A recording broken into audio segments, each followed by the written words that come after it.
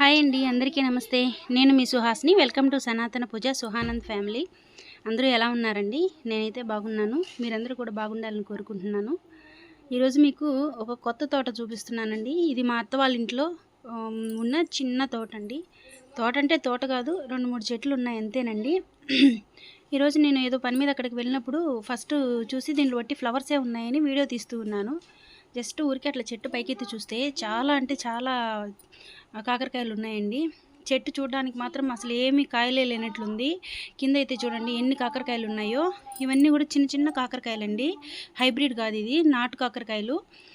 ఇవి ఎక్కువగా గుత్తొంకాయ చేసుకుంటాం కదా, ఆ టైప్లో మనము గుత్తి కాకరకాయని చేసుకుంటాము.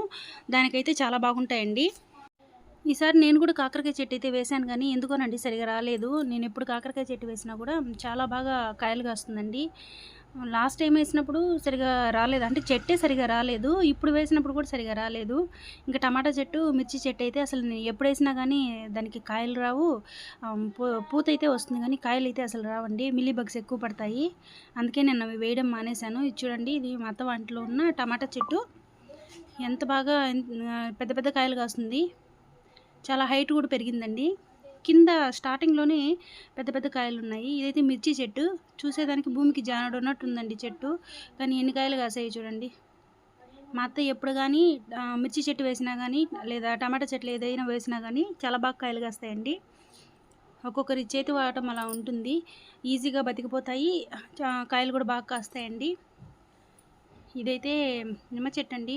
మా ఇంట్లో ఉండింది ఇంతకుముందు, తీసుకొచ్చి వేసినాము, అయినా కానీ గ్రోత్ ఏం లేదండి. ఈ టమాటా చెట్లకు వచ్చే పెద్ద ప్రాబ్లమే మిల్లీ బగ్స్ అండి. ఆ పేనుబంక అంటాం కదా, తెల్లగా వస్తుంది. పిండి నల్లి అని కూడా అంటాము. పేనుబంక అనేది అది వేరేమో మరి. దానివల్ల చెట్లు సరిగా రావండి. ఇప్పుడు మా తోటలో కూడా టమాటా చెట్లు ఏమో పెరుగున్నాయి, కానీ దాన్ని తీసేయాలండి.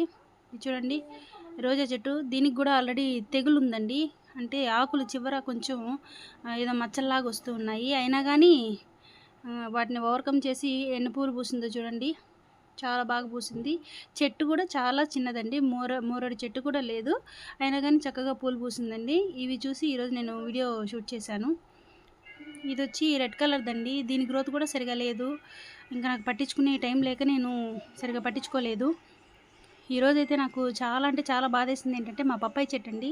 సరే, మా పప్పాయి చెట్లో కొన్ని దోర పండ్లు ఉన్నాయండి. ఇంకా వేరే వాళ్ళు అడిగారు కదా అని దాన్ని అలాగే చెట్టుకు వదిలాను, చూసుకోలేదు. దానివల్ల ఏమైందంటే ఆ పండ్లు అంటే పెద్ద పెద్ద పండ్లు అవడం వల్ల ఒకదానికొకటి దానికి టచ్ అయ్యి నలిగిపోతూ ఉన్నాయి. దాంతోపాటు అసలు ఏం జరుగుతుందో అర్థం కావట్లేదు, కానీ పైన పండంతా బాగుంటుంది, లోపల మాత్రం బూజులాగా పట్టేస్తూ ఉంది. చూడండి, అసలు కాయ చూస్తే ఎంత బాగుందో చూడండి. నేను ఈరోజు టచ్ చేసి చూస్తే మెత్తగా అనిపించింది. వెంటనే కోసేసాను. కోసేసి చూస్తే లోపలంతా బూజు పట్టేసి ముక్కాలు భాగం కాయ వేస్ట్ అయిపోయిందండి. ఆ వెనకాల ఉండే కాయ కూడా సగం వేస్ట్ అయిపోయింది.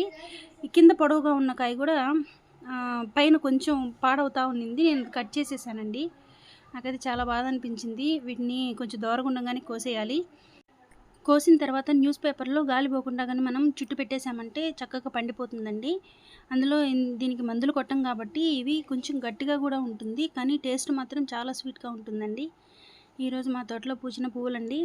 నేనైతే ప్రతిరోజు మాల కట్టి ఏదో ఒక దేవుడికి వేస్తూ ఉంటాను. ఈరోజైతే మాలని చిన్ని కృష్ణుడికి వేశానండి. యాక్చువల్గా నేను శివయ్యకి వేద్దాం అనుకున్నాను. ఇంక మా వారు చిన్ని కృష్ణుడికి వేయమంటే కృష్ణుడికి వేశానండి మాల. పూలు కొంచెం సేపే అవి బాగుంటాయండి, మళ్ళీ కొంచెంసేపటికి వాడిపోతాయి. అయినా కానీ అలా మాల కట్టి దేవుడికి వేసినప్పుడు చాలా అందంగా అనిపిస్తాయండి. నాకైతే చాలా ఇష్టం ఇలా పూలమాల కట్టి వేయాలంటే.